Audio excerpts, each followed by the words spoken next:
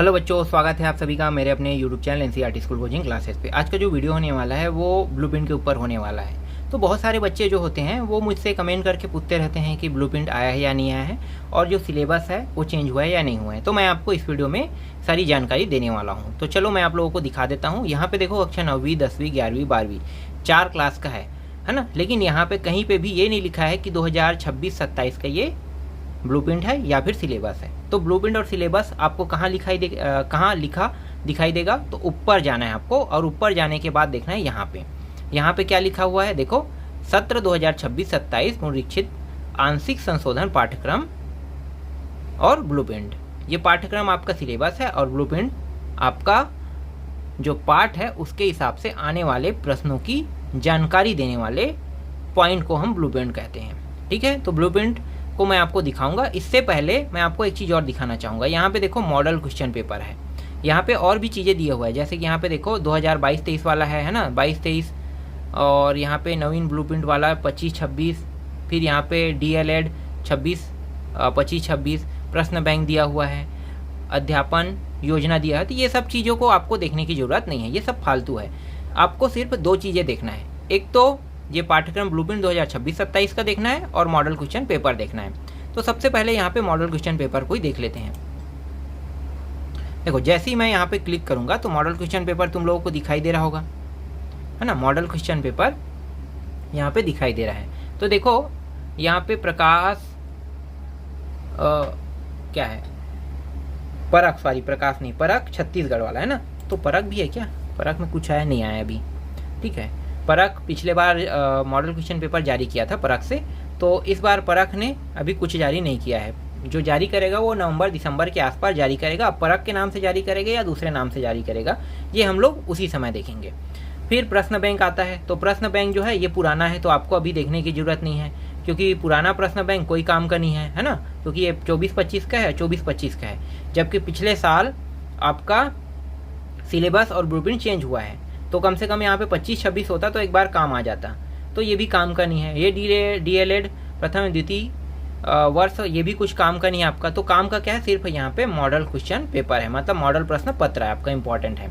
अब मॉडल प्रश्न पत्र में यहाँ पे देखो, कक्षा 10वीं और कक्षा 12वीं का यहाँ पे दिया हुआ है। कक्षा 10वीं और कक्षा 12वीं। तो पहले कक्षा 10वीं का देख लेते हैं। हिंदी, विज्ञान, गणित, संस्कृत, अंग्रेजी, सामाजिक विज्ञान। फिर यहाँ पे वैसायिक सब्जेक्ट भी है, बहुत सारे हैं ना वैसायिक सब्जेक्ट। देखो, ये सब वैसायिक सब्जेक्ट हैं। जो बच्चे संस्कृत नहीं लेते हैं वो बच्चे इन सब्जेक्टों को लेते हैं। फिर यहाँ पे देखो, कक्षा 12वीं का है। कक्षा 12वीं का ये क्वेश्चन पेपर है, ठीक है। कौन से साल का? पिछले साल का, 25-26 का। इससे पहले भी पेपर हुआ है, 24-25 में हुआ है ना, 22-23 में हुआ है, 23-24 में हुआ है। तो उन सभी प्रश्न पत्रों को यहाँ पे क्यों नहीं रखा है? यहाँ पे नहीं रखने का एक कारण है, पिछले साल आपका सिलेबस और ब्लूप्रिंट चेंज हुआ है। इसी वजह से जो पुराने प्रश्न पत्र है उनको यहाँ से हटा दिया गया है। क्यों? क्योंकि सिलेबस और ब्लूप्रिंट चेंज होने के कारण उसमें जो प्रश्न दिए हुए थे उन प्रश्नों का यूज अब नहीं होगा। इसीलिए 25-26 के प्रश्नों को यहाँ पे रखा है। समझ में आ गया? अब इस बार 26 और 27 का पेपर हो जाएगा, वो भी यहाँ पे शामिल हो जाएगा, है ना। तो यहाँ पे 25-26 का तुम्हें प्रश्न पत्र आसानी से यहाँ पे मिल जाएगा। फिर वैसायिक को भी देखना चाहो तो कक्षा 12वीं के वैसायिक में भी देख सकते हो। चलो, अब फिर वापस हम लोग चलते हैं शैक्षणिक अकादमिक में।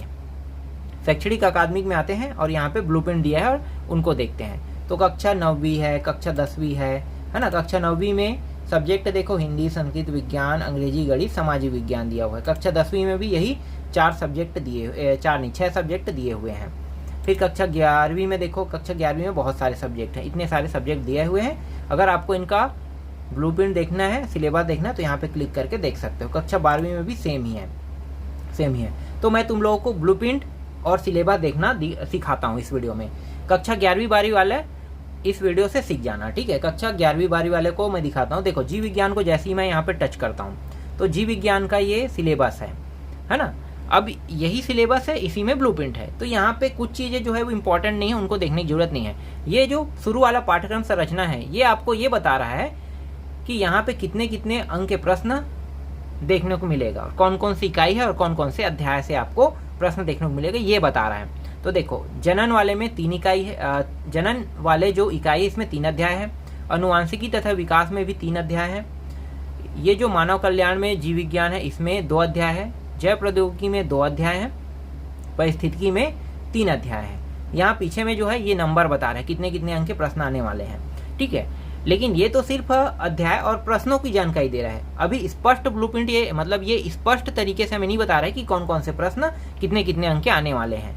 तो ये आपको ब्लूप्रिंट में देखने को मिलेगा। जैसे ही आप नीचे आओगे तो यहाँ पे देखो एक चीज आपको लिखा हुआ मिल रहा है, ब्लूप्रिंट कक्षा 12वीं विषय जीव विज्ञान। यही इंपॉर्टेंट है, ठीक है, यही इंपॉर्टेंट है। जो मैंने तुम्हें शुरू में दिखाया अगर तुम उसको देखते भी नहीं और यहाँ पे डायरेक्ट आ जाते तो ये ज्यादा इंपॉर्टेंट है, क्योंकि यहाँ पे तुम्हें हर एक अध्याय वाइज कितने कितने अंक के प्रश्न देखने को मिलेगा ये बता रहा है।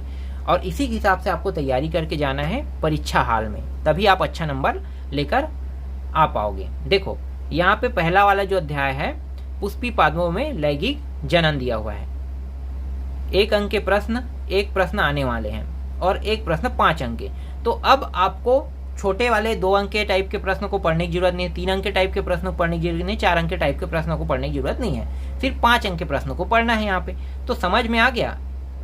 एक तो 1 अंक के प्रश्न पढ़ना है और वो 1 अंक के प्रश्न कैसा रहेगा, 1 शब्द में उत्तर रहेगा, है ना, 1 शब्द में उत्तर रहेगा। तो 1 शब्द में उत्तर वाले प्रश्नों को पढ़ना है और बाकी बड़े प्रश्नों को पढ़ना है। तो इसी तरीके से ब्लूप्रिंट को देखा जाता है। समझ में आ गया ब्लूप्रिंट कैसे देखना है। देखो यहाँ पे दूसरा जो अध्याय मानव जनन में 1 प्रश्न 1 अंक के, 1 प्रश्न 2 अंक के और 1 प्रश्न 3 अंक के यहाँ पे आने वाले हैं। इसके बाद और बड़े बड़े अगर प्रश्न दिखाई देगा तो उनको पढ़ने की जरूरत नहीं है, वो प्रश्न आएगा ही नहीं एग्जाम में।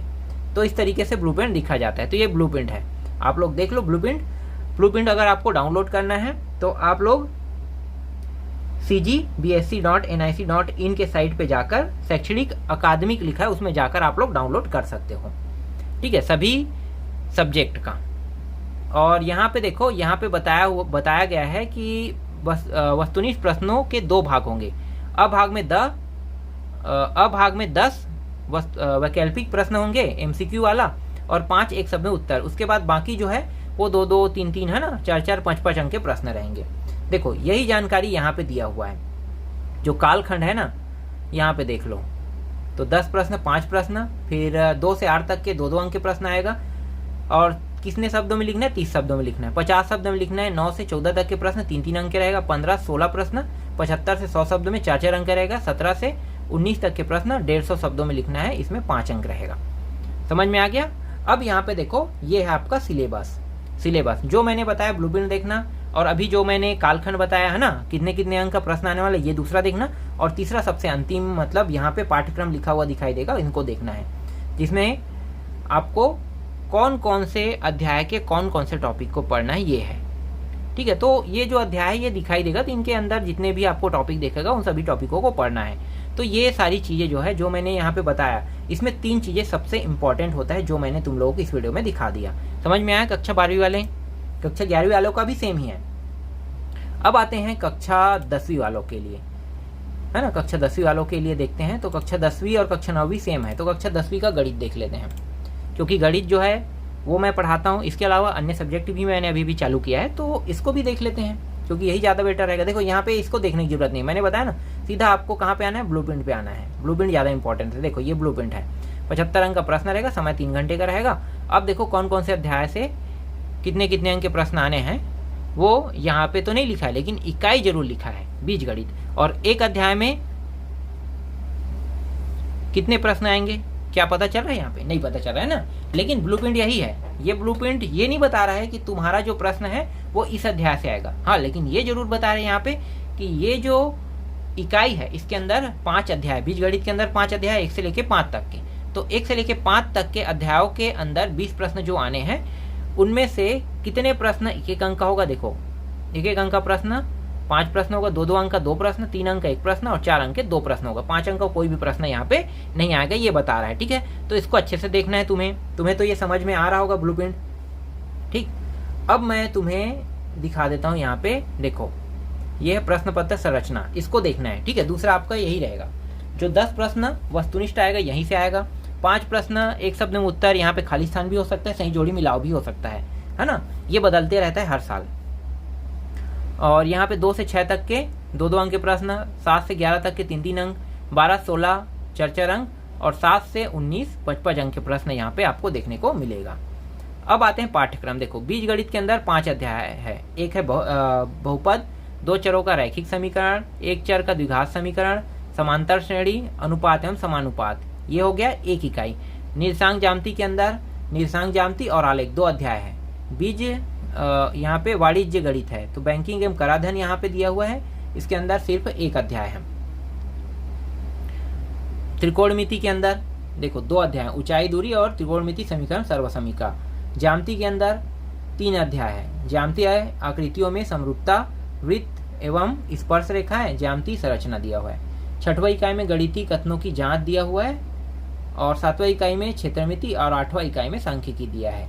ठीक है, तो ये सभी इकाई है और हर इकाई में कौन कौन से अध्याय शामिल है इसको भी मैंने बता दिया। और यहाँ पे देखो पीछे में यहाँ पे किस अध्याय से कितने अंक के प्रश्न आने वाले हैं यहाँ पे लिखा हुआ है। तो ये देखो आवंटित अंक 10 और यहाँ सबसे शुरू में आते हैं 20 से शुरू होगा। देखो 20 अंक इसमें आएगा, पहले में, दूसरे इकाई में 8 अंक, तीसरे इकाई में 7 अंक, चौथे इकाई में 10 अंक, 5वीं इकाई में 12 अंक, 6वीं इकाई में 4 और 7वें में 8 और 8वें में 6 अंक का प्रश्न तुम लोगों को देखने को मिलेगा। तो समझ में आ गया किस तरीके से तुम्हें ब्लूप्रिंट देखना है, पाठ्यक्रम देखना है और प्रश्न पत्र संरचना देखना है। 3 चीज़ें इंपॉर्टेंट है, तीनों चीज़ों को मैंने बता दिया। और ये सारी चीज़ें तुम्हें कहाँ से मिलेगा, तो ये सारी चीज़ें तुम्हें cgbse.nic.in के साइट पे मिल जाएगा। उसमें आपको किसको क्लिक करना है, शैक्षणिक अकादमी को क्लिक करना है।